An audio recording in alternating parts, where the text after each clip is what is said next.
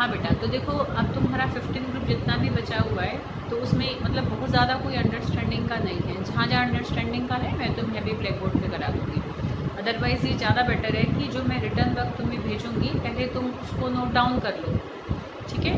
फिर मैं इसमें नोट्स में से ही तुम्हें उस चीज़ को करा रही हूँ ताकि कुछ चीज़ ना ऐसे छूट ना जाए, क्योंकि कई बार ये चीज़ें मतलब ऐसे थोड़ी ज़्यादा हो जाती हैं तो कई बार कोई छोटा मोटा पॉइंट रह ना जाए कभी, है ना, क्योंकि इतनी अंडरस्टैंडिंग में तो पूरा टॉपिक कवर हो जाता है। तो मैं वो सारा ब्लैक बोर्ड पर तुम्हें कराई देती, ठीक है। तो इसलिए मैं तुम्हें नोट्स में से ही मैं इन लाइन्स को रीड कर रही हूँ, जहाँ ज़रूरत है मैं तुम्हें उसका मतलब समझा दूँगी ताकि कोई चीज़ तुम्हारी छूट ना जाए बेटा, ठीक है। अरे बेटा बात समझ में, तो पहले इसको लिख लेना और फिर वीडियोस को देखते हुए उस लिखे हुए को साथ साथ समझते रहना बेटा, ठीक है। तो देखो जो नेक्स्ट है तुम्हारा वो है रिएक्टिविटी टुवार्ड्स हैलोजेंस। तो हमने ऑक्साइड्स को कर लिया था, ठीक है। ऑक्साइड से रिलेटेड 2 क्वेश्चंस करे थे लास्ट जो टॉपिक हमने कवर किया था।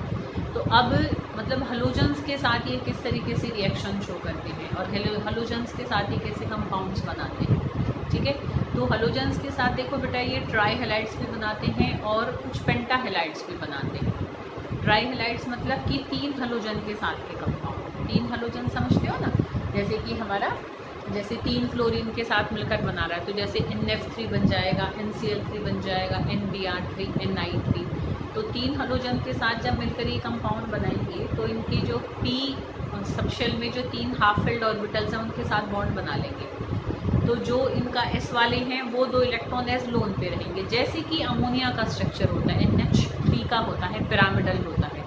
सेम ऐसे ही इनके ट्राई हैलाइड्स का होता है, ठीक है, चाहे NF3 है, चाहे NCl3 है, NBr3 है। तो they all have pyramidal structure like that of ammonia, ठीक है बेटा।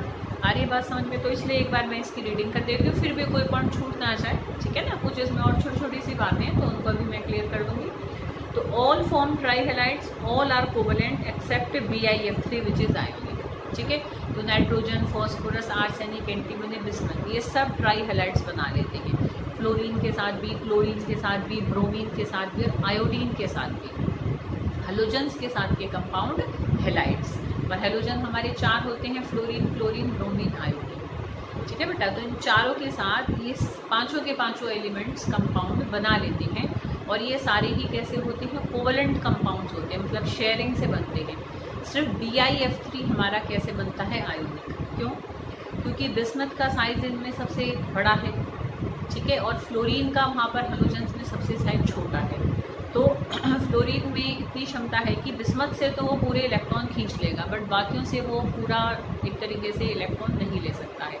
तो बाकियों के साथ तो शेयर कर लेगा due to their smaller size, but क्योंकि बिस्मथ का साइज इसमें सबसे बड़ा है तो बिस्मथ से ये पूरे इलेक्ट्रॉन फ्लोरीन खाली अकेला ले सकता है, तो इसलिए BiF3 हमारा आयोनिक होगा। क्लियर बेटा।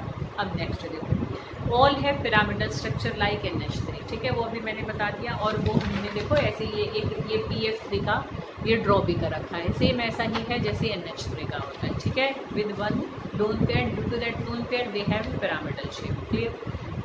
अच्छा नेक्स्ट देखो, tri halides of phosphorus, arsenic and antimony due to presence of vacant d orbitals. अब देखो तुम्हें ऐसे बता रखा है कि देखो जैसे फॉस्फोरस का क्या होता है 3s 3p, तो 3d खाली है। ऐसे आर्सेनिक का क्या है 4s 4p, outer most shell 4d खाली है। तो सबके पास क्या है, d ऑर्बिटल्स कैसे हैं, वेकेंट है, ठीक है। तो उस वजह से देखो क्या होगा, accepts a pair of electron and दस बिहेव एज लविस एसिड्स। तो क्योंकि इनके पास खाली ऑर्बिटल प्रेजेंट है तो ये क्या करते हैं, किसी और से भी इलेक्ट्रॉन ले लेते हैं बड़े आराम से, उन खाली में ले सकते हैं ये बहुत आराम से, क्योंकि इनका खुद का इलेक्ट्रॉन हैलोजन ने बहुत क्या है एकदम से खींच रखा है अच्छी तरह से अपनी तरफ, तो इनको कहीं और से मिलेगा तो ये आराम से उन d ऑर्बिटल्स में ले लेते हैं। बट नाइट्रोजन के हैलाइड्स नहीं ले सकते because they have no any vacant d orbitals, क्योंकि नाइट्रोजन के पास वेकेंट d ऑर्बिटल है ही नहीं। ध्यान करो जैसे बताया था ना कि NCl5 क्यों नहीं बन सकता, नाइट्रोजन पेंटा हैलाइड्स क्यों नहीं बनाता, बिकॉज क्या है, it does not have any vacant d orbitals, क्योंकि वो 2s2p होता है, 2d तो होता ही नहीं है, ठीक है। तो इसलिए नाइट्रोजन के पास कोई वेकेंट ऑर्बिटल्स d ऑर्बिटल्स नहीं होते हैं, तो एक तो उस वजह से पेंटा हैलाइड्स नहीं बनाता, एक उस वजह से क्या है उसके जो ट्राई हैलाइड्स होते हैं वो लविस एक तरीके से एसिड बिहेव नहीं कर सकते हैं, लविस एसिड्स बेटा क्या होते हैं, which can accept the pair of electron. तो फॉस्फोरस, आर्सेनिक और एंटीमनी के आराम से पेयर ऑफ इलेक्ट्रॉन को एक्सेप्ट कर लेते हैं क्योंकि उनके पास वेकेंट डी ऑर्बिटल नहीं है, ठीक है। पर नाइट्रोजन नहीं कर पाता क्योंकि उसके पास वेकेंट डी ऑर्बिटल नहीं होते। वो अपना लोन पेयर उल्टा किसी को देकर उल्टा लविस बेस बिहेव कर जाता है, बट वो लविस एसिड बिहेव नहीं करता, ठीक है। क्यों? Simple, due to absence of vacant d orbitals, ठीक है बेटा।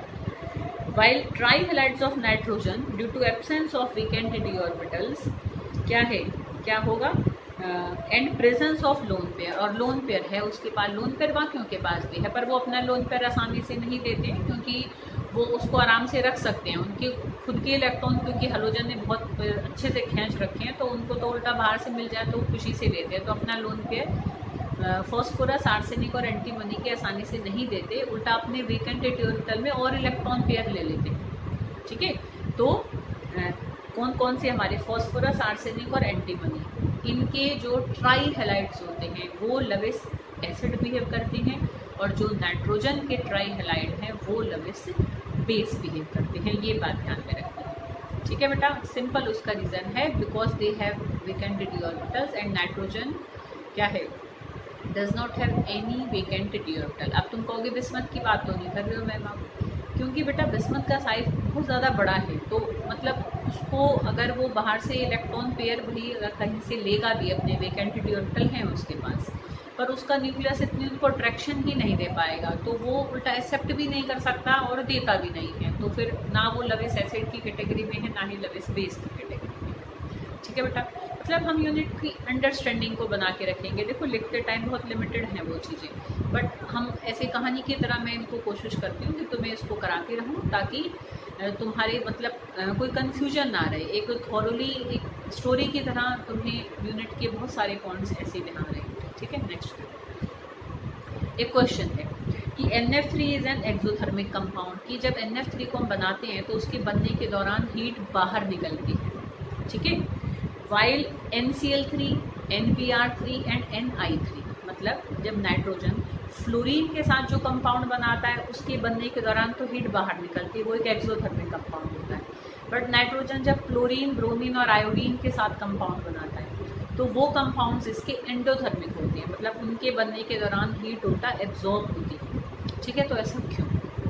अरे बेटा बात समझ में, तो ऐसा इसलिए होता है बेटा कि देखो जब हम NF3 को बनाएंगे तो NF3 को हम किससे बनाएंगे, N2 और F2 से बनाएंगे। चलो मैं ब्लैक बोर्ड पे बता देती हूँ इसको बेटा, थोड़ा सा इसको हम लेते हैं,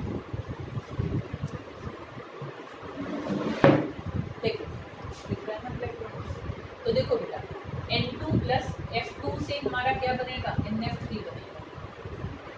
तो यहाँ पर देखो क्या है, नाइट्रोजन के बीच की बॉन्ड हमें पता है बहुत स्ट्रॉन्ग होती है, तो इसको देने के लिए हमें हाई एनर्जी देनी पड़ेगी, ठीक है ना। पर फ्लोरीन की जो सिंगल बॉन्ड होती है ना बहुत वीक होती है, बहुत ज़्यादा वीक होती है, थोड़ी सी एनर्जी देने से ही ये टूट जाती है, ठीक है बेटा। फिर यहाँ पर बना NF3, तो इसमें देखो ये NF बॉन्ड्स बनेगी। तो देखो जब हम बॉन्ड को तोड़ रहे होते हैं, रिएक्टेंट्स की बॉन्ड को तोड़ने के लिए तो एनर्जी हमें देनी पड़ती है ना, कि यहाँ पर तो हम क्या कहेंगे, we have to give the energy, और जब नई बॉन्ड्स बनती हैं तो एनर्जी रिलीज होती है। हर केस में ही ऐसे होता है, रिएक्टेंट्स के बीच की बॉन्ड को तोड़ने के लिए we have to provide the energy from outside, और जब प्रोडक्ट बनते हैं तो एनर्जी निकलती है।